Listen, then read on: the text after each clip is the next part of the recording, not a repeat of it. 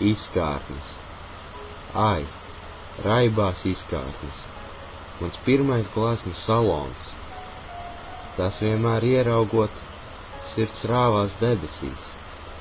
Kā, vējā plīvojot, no pogas zīda balons, kas pirks uz bulvāra, kur viss no trauksmes krīs.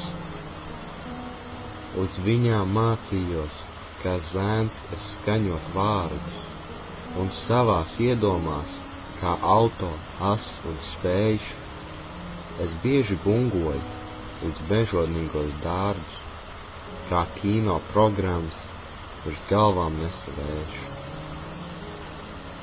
Pie katras izkārtnes ar baltu stikla krūzi, kur lepni putoja par malām smaržīgs kvass, cik reizes dauzoties, sirds nepārplēsa blūzi, un skola aizmirsās un lies iefals.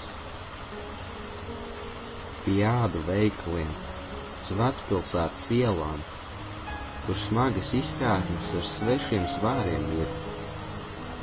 Es daudzreiz stāvēju līdz naktī, acīm lielām, un prāti plandījās, un saldi mūsa sirds.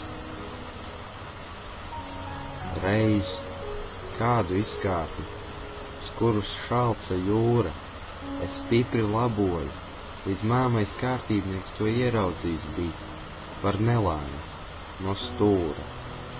Es bailēs saplaku, kā vasarā sniegs.